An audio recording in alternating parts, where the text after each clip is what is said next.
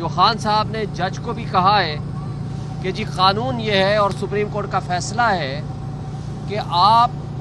Routine میں وہ cases چلائیں گے، جو پہلے کیس ٹیک اپ ہوا ہوگا وہ پہلے چلائیں گے، جو بعد والا کیس ہے وہ بعد میں چلائیں گے۔ اور آپ کو پتہ ہے کہ یوسف رضا گیلانی، نواز شریف اور آصف علی زرداری کے خلاف ریفرنسز فائل ہوئے تھے، جو قانون کی تبدیلی کے بعد اب آٹومیٹیکلی یہاں ایف آئی اے کے کورٹ میں چلنے چاہیے۔ تو جج صاحب سے سوال کیا کہ جو 10 سال پرانے کیسز ہیں ان کو تو آپ ٹیک اپ نہیں کر رہے،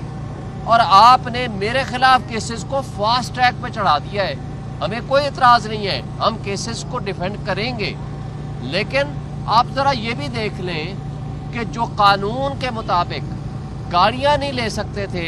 انہوں نے نہ صرف گاڑیاں لیں، قانون کو توڑا، اور اس میں نواز شریف کی BMW جو کہ بلٹ پروف گاڑی تھی 6 لاکھ میں اس نے لی ہے۔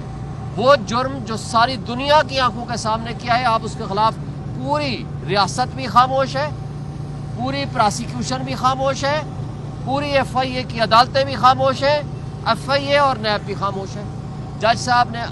صاحب کو آج عمران خان صاحب نے یہ کہا، اور یہ ان کا قوم کے نام پیغام بھی ہے کہ یہ سوائے پولیٹیکل وکٹمائزیشن کے اور کچھ بھی یہ کس کیس میں نہیں ہے۔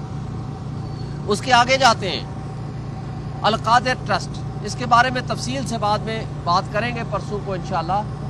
لیکن جس کیس میں کوئی نقصان نہیں ہے، جس کیس میں سوائے اس بات کے کہ پاکستان کو 190 ملین پاؤنڈ ملے، پاکستان کی تاریخ میں پہلی مرتبہ باہر سے پیسہ آیا، اس میں تو آپ نے ایک چیریٹیبل ایشو کو تو آپ نے ان کو ملزم بنا دیا، جبکہ آپ کو یاد ہے کہ زرداری صاحب کا بلاول ہاؤس لاہور میں 5 ارب روپے کا آج سے 13 سال پہلے بنا، اور اس کے بدلے میں زرداری کی سندھ گورنمنٹ نے وہاں ملک ریاض کو کراچی میں زمینیں دیں، جس کو سپریم کورٹ نے نوٹس لیا۔ آج تک کوئی کیس نہیں ہے، اس وقت بھی کوئی کیس نہیں ہے۔ پھر یہ جو این سی اے کے ساتھ معاہدہ ہے، حسن نواز نے ملک ریاض کو 9 ارب روپے کی پراپرٹی لندن میں 18 ارب روپے میں بیچی، یہ ہے اصل ایشو۔ یعنی وہ 9 ارب کی رشوت لی، جس کو این سی اے نے کہا کہ یہ سسپیشس ٹرانزیکشن ہے۔ اب اس 18 ارب میں سے اس کے اوپر تو آپ نے کوئی ایکشن نہیں لیا آج تک، نہ کوئی مقدمہ بنا، نہ اس کے اوپر ایکشن ہوا، نہ نیب بھی خاموش، ایف آئی اے بھی خاموش، ہمارے ریاستی ادارے بھی خاموش۔ اس کے ساتھ گندم سکینڈل، ابھی آپ کے سامنے $1 بلین کی وہ فراڈ ہوا، اس کے بارے میں کوئی رپورٹ آج تک سامنے نہیں آئی۔ لیکن جب ریاستی ادارے، جب ریاست ہی اس طرح کی حرکتوں میں ملوث ہو جائے کہ وہ اپنی ایک ریٹ قائم کرنے کے لیے اور جو آنیسٹ لوگ ہیں ان کے خلاف ایکشن لینے کے لیے اس طرح کی حرکتیں کرے گی، تو لوگوں کا مسٹرسٹ ہوگا، اس ذریعے سے پھر انویسٹمنٹ نہیں آتی۔ اور اس سے آگے جو خان صاحب نے خود کہا کہ آج 2 بڑے معزز جج صاحبان، آپ کو پتہ ہے کہ راولپنڈی کا جج اعجاز آصف صاحب، اس کو ایس ڈی بنا دیا کیونکہ وہ انڈیپینڈنٹ فیصلے کر رہا تھا۔ اسی طرح سرگودا اور میاں والی کے کیسز جنہوں نے فیصلے کیے،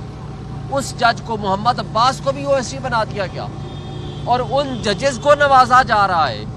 جو ججز عمران خان کے خلاف فیصلے کرتے ہیں اور اپنے ضمیر کے خلاف فیصلے کرتے ہیں۔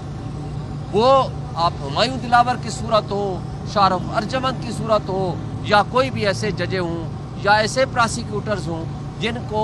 عمران خان کے خلاف استعمال کیا جائے اور ان کو ان کا مفاد دیا جائے۔ مزید خان صاحب نے کہا کہ اس حوالے سے انہوں نے 1 مہینہ پہلے 26 نومبر کو یہ قتل عام ہوتا ہے، اور آج تک ریاست پاکستان اس پہ خاموش ہے کہ مسنگ پرسن کہاں ہے۔ انہوں نے کہا ہے جو مسنگ پرسن آپ کہہ رہے ہیں انہوں نے ڈیٹیکٹ ہو گئے، ان کی تصویریں جاری کرو تاکہ یقین ہو ان کے گھر والوں کو اور ہمیں بھی ہو، اور جو مسنگ پرسنز ہیں ان کو پروڈیوس کرو، اور جو شہداء ہیں ان کے خلاف ایکشن لے، ان ظالموں کے خلاف جنہوں نے اس وقت ان معصوم لوگوں کو شہید کیا سنائپرز کے ذریعے۔ اور پھر اس کے اوپر جب ہم یہ مطالبہ کرتے ہیں کہ پولیٹیکل پرزنرز کو آپ ریلیز کریں اور آپ اس پہ جوڈیشل کمیشن بنائیں، تو آپ اس کے اوپر کچھ بھی نہیں کرتے 1 مہینہ گزرنے کے باوجود۔ اس لیے خان صاحب نے آج کا الٹیمیٹم دے دیا ہے کہ اگر کمیٹی بن گئی اور انہوں نے سنجیدہ مذاکرات اس موضوع پہ کیے تو یہ کال جو سول ڈس اوبیڈینس کی ہے وہ کال آف ہو جائے گی، ادروائز وہ انہوں نے جو اوورسیز ہیں ان سے وہ مطالبہ کر دیا ہے کہ اپنے وہ ریمیٹنس نہ بھیجیں۔ اور اسی حوالے سے خان صاحب نے جو فردر فرمایا ہے وہ بھی میں آپ کو کہہ دوں کہ دیکھیں، انہوں نے 10 سال کی ڈکٹیٹرشپ کو قائم رکھنے کے لیے پاکستان کے تمام ادارے تباہ و برباد کر دیے، ان کو بے توقیر کر دیا ہے۔ آپ کے ہاں پولیس نام کی کوئی چیز نہیں رہی جو انڈیپینڈنٹ امپارشل جرائم کے خلاف کوئی ایکشن لے، بلکہ ان کو سب کو، خواہ وہ دہشت گردی کی عدالتیں ہیں یا دہشت گردی کی جو پراسیکیوشن کا ڈپارٹمنٹ ہے یا ان کی پولیس ہے، ان کو صرف پی ٹی آئی کے خلاف لگا دیا گیا۔ تو اس طریقے سے ملک کو ناقابل تلافی نقصان پہنچا ہے۔ آئی ایم ایف کے ایڈوائزر نے یہ کہا ہے، محمد سعید نے، کہ جناب جب عمران خان کو ہٹایا گیا تو اس کے اوپر 42 بلین ڈالر کا لاس ہوا۔ تو پاکستان کو جس طرح ایک دلدل میں دھکیلا جا رہا ہے، جس طرح کی ہیومن رائٹس وائلیشنز ہو رہی ہیں، تو کون یہاں انویسٹمنٹ لے کر آئے گا؟ تو لہٰذا یہ جو اس سے پہلے ایک آس اور امید تھی کہ قاضی جو سہولت کاری کر رہا ہے اس کے جانے کے بعد یہاں انصاف کا نظام قائم ہوگا، یہاں سپریم کورٹ کی طرف لوگ آنکھ اٹھا کر دیکھیں گے کہ جناب یہ انصاف دیں گے، 26ویں آئینی ترمیم کے ذریعے اس کو بھی ختم کر دیا گیا،